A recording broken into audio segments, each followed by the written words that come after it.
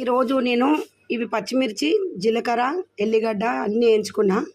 ఇలా చింతపండు కూడా వేసిన. తర్వాత ఇవి పల్లీలు కూడా వేయించుకున్నా. ఇవి మిక్సీ వాటి చేస్తున్నా. ఇప్పుడు ఇవి టమాటాలు కూడా ఉడకబెట్టుకున్నా.